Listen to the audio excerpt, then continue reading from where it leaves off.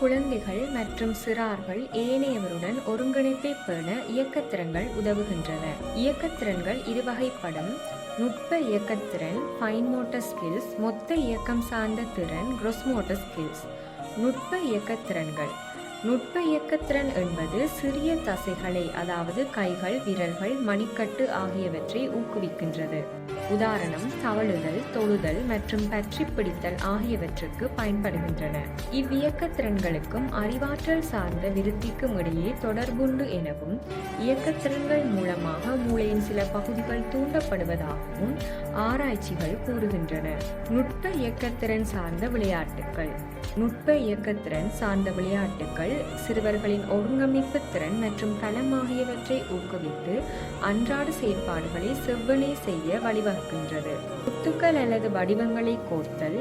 குழந்தைகள் முத்துக்கள் அல்லது வெவ்வேறு வடிவங்களை கொண்ட பொருட்களை ஒரு தண்டு, நூல் அல்லது கம்பியில் கோர்க்கலாம். களித்தன்மையுடைய பொருட்களை பயன்படுத்தி விளையாடுதல். இதில் மண், மணல், நீர், பிசைந்த மாவு, ஜெலட்டின், ஸ்பொஞ்ச், ஒட்டும் பொருட்கள், வண்ண பூச்சிகள் போன்ற பொருட்கள் பயன்படுத்தப்படும். புலனுணர்வை தூண்டும் தன்மையை கொண்ட செயற்பாடுகள் ஆகும். முக்கியமாக புலன்களின், அதாவது ஓசை, வாசனை, ருசி, தொடுதல், பார்வை ஊடாக உணர்வுகளை தூண்டும். பொத்தான்களை வேறுபடுத்தல். இந்த செயற்பாடு மூலம் பார்வை நுணுக்கம், வகைப்படுத்தும் திறன் போன்றவை மேம்படுகின்றன. அத்துடன் குழந்தைகளுக்கு ஒழுங்குமுறையை புரிந்து கொள்ளவும் ஒத்த அல்லது வேறுபட்ட அம்சங்களை அடையாளம் காண உதவுகின்றது. புதிர்களை தீர்க்கும் விளையாட்டுக்கள். புதிர் விளையாட்டுக்கள் என்பது பல துண்டுகளை கொண்ட படங்களை சரியான முறையில் ஒன்று சேர்த்து அமைத்தல், வடிவங்களை பொருத்தல், விளையாட்டு வாசக புதிர்கள் மற்றும் வரிசை அமைப்பு போன்றவை ஆகும். இவ்விளையாட்டுக்கள் மூலம் பிரச்சனை தீர்க்கும் திறன், தொகுப்பு திறன், தன்னம்பிக்கை, நீண்ட நேரம் கவனம் செலுத்தும் திறன் போன்றவை வளர்கின்றன. இது குழந்தைகளுக்கு சவாலான ஒரு சூழலை வழங்குவதால் அவர்கள் முயற்சி செய்து இலக்கை அடைய கற்றுக்கொள்கின்றனர். கடதாசியை வெட்டுதலும் பசையை பயன்படுத்தி ஒட்டுதலும். பழைய புத்தகங்கள் அல்லது காகிதங்களில் இருந்து படங்களை வெட்டி அதை ஒரு தாளில் பசை கொண்டு ஒட்டுதல் என்பது இந்த செயற்பாட்டின் முக்கிய நோக்கமாகும். இச்செயற்பாடு மூலம் கண்ணோட்டம், கை ஒருங்கிணைப்பு, கவனச்செறிவு, புத்தாக்கத்திறன் மற்றும் கற்பனை திறன் ஊக்குவிக்கப்படுகின்றது.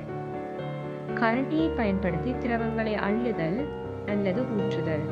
கரண்டி அல்லது ஸ்பூனை கொண்டு நீர், பால், பழச்சாறு போன்ற திரவங்களை ஒரு குவளையிலிருந்து மற்றொரு குவளைக்குள் அள்ளி ஊற்றுதல்.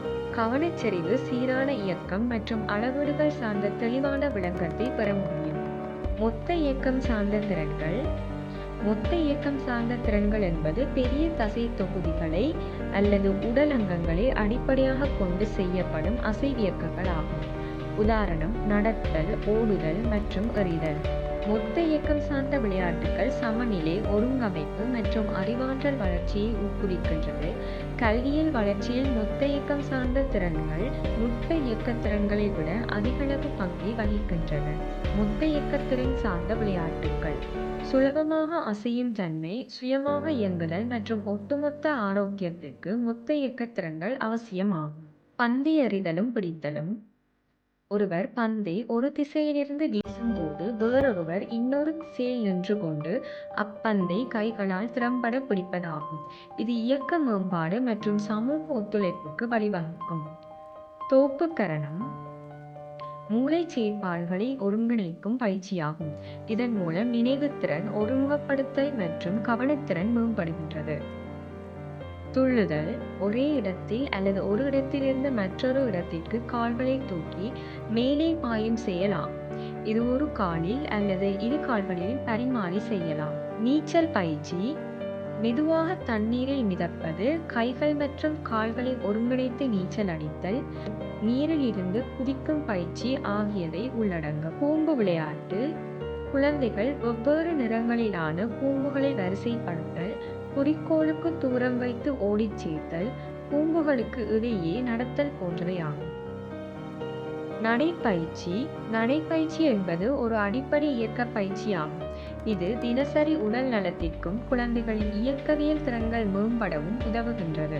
நேராக நடப்பது, தடுப்பு வைக்கப்பட்ட பாதையில் நடப்பது, மெதுவாகவும் வேகமாகவும் நடப்பது என்பவை உள்ளடங்கும்.